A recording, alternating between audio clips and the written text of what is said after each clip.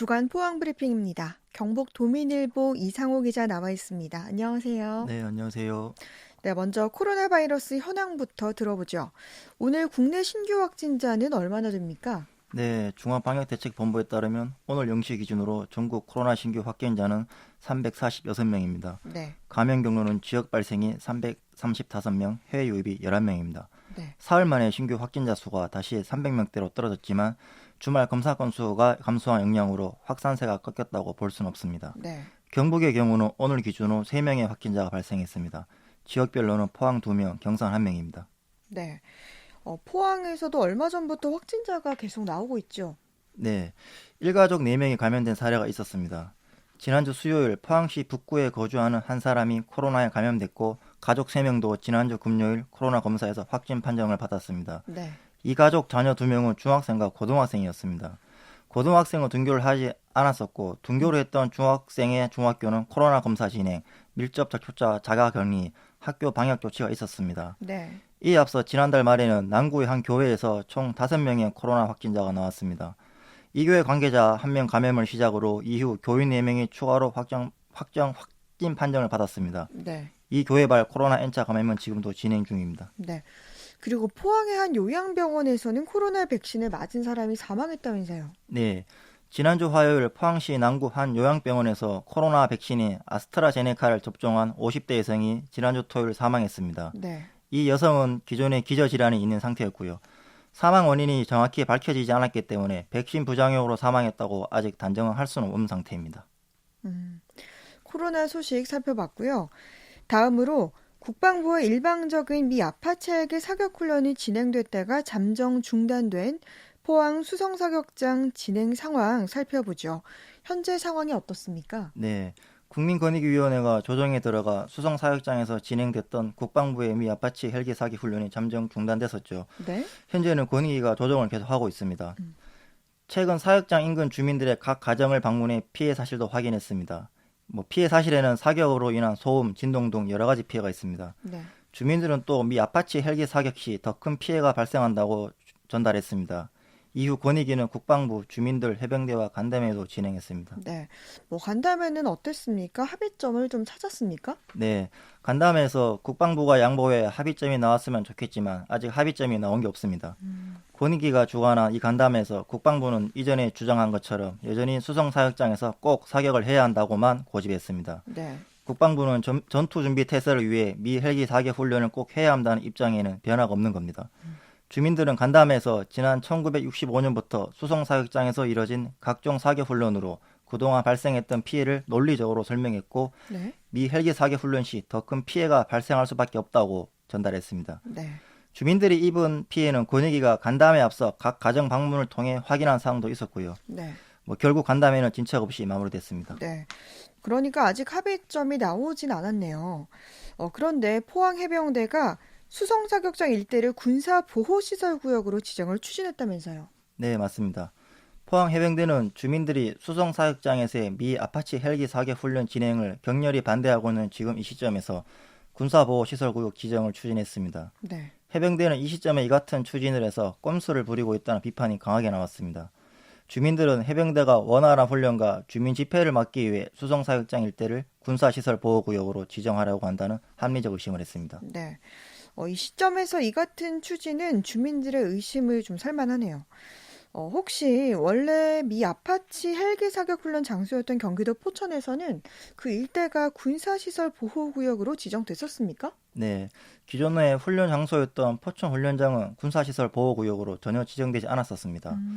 포천에서는 미 아파치 헬기 사격 훈련이 오랫동안 진행됐음에도 군사시설 보호구역 지정은 없었던 겁니다. 네, 현재 상주의 사드기지 인근도 군사시설 보호구역으로 지정되지 않았고요. 네, 때문에 포항 수송사격장 일대를 보호구역으로 지정하라고 하니 주민들의 강한 불만이 나오는 것은 당연합니다. 네, 주민들의 집회를 막고 훈련을 원활히 하려고 보호구역 추진을 한다는 주민들의 주장이 매우 신빙성이 있다고 볼 수밖에 없습니다. 네. 정말 주민들의 주장에 일리가 있네요.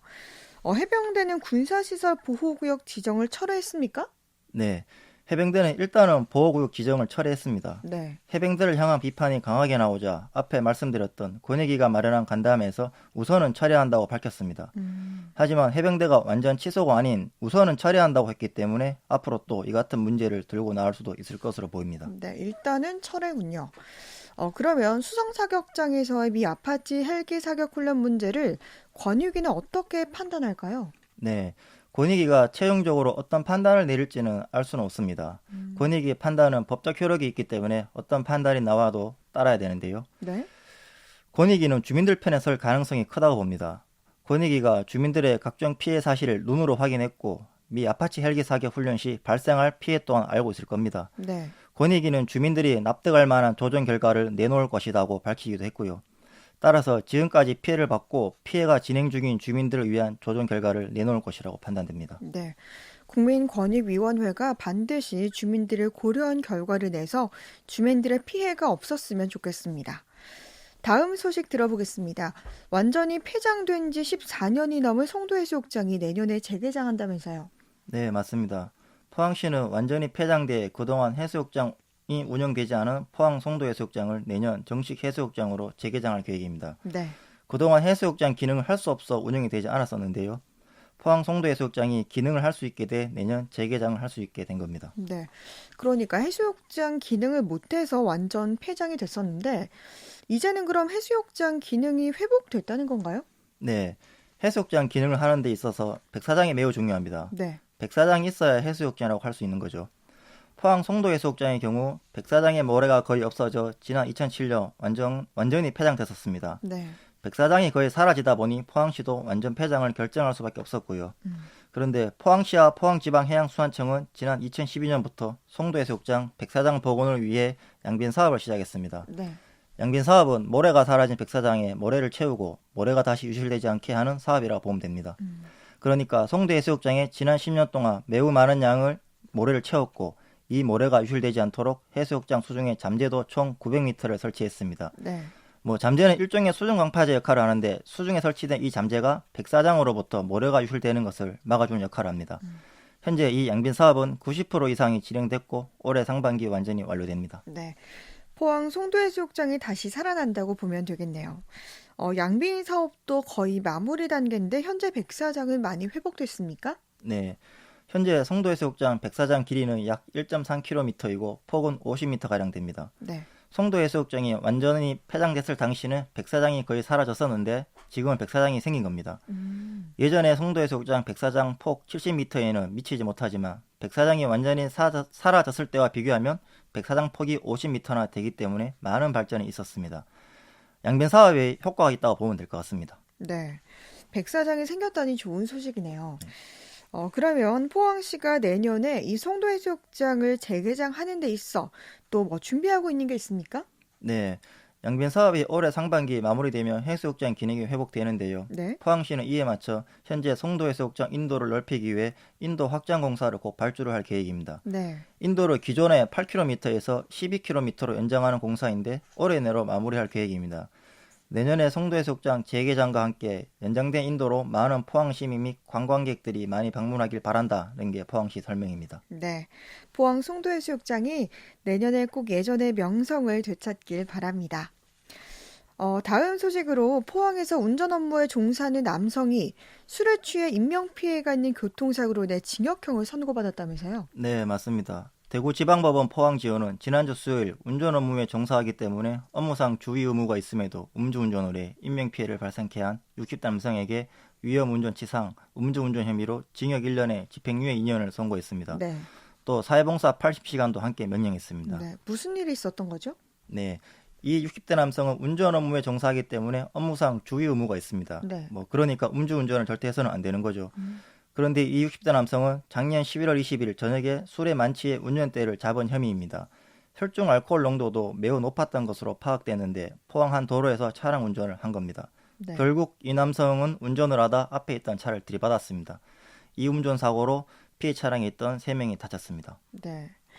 업무상 주의 의무가 있음에도 음주운전으로 결국 교통사고가 발생한 거네요.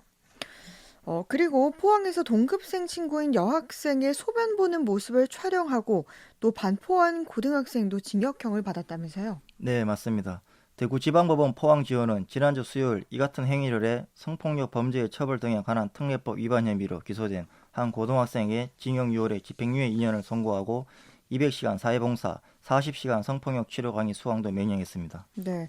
어떤 사건인지 좀 자세하게 말씀해 주시죠. 예, 이 고등학생은 지난 2019년 10월 27일 포항의 한 노래 연습장에서 피해 여학생이 화장실을 가는 것을 보고 따라가 몰래 이 여학생이 소변 보는 모습을 촬영한 혐의입니다. 네. 또 이 고등학생은 몰래 촬영한 이 영상을 친구에게 반포한 혐의도 받고 있습니다. 그렇군요. 법원은 사건을 어떻게 봤습니까? 네, 뭐 반포가 유포나 같은 의미인데요. 네. 법원은 이 고등학생이 몰래 촬영한 전과 영상까지 반포한 것으로 볼 때 비난 가능성이 높다고 판단했습니다. 네. 또 피해 입은 여학생에게 진정어린 사과를 위한 연락도 하지 않아 엄벌이 필요하다고 판단해 징역형을 선고했습니다. 네. 한 주간의 포항 소식 살펴봤습니다. 지금까지 주간 포항 브리핑 경북 도민일보 이상호 기자였습니다. 말씀 네, 고맙습니다. 감사합니다.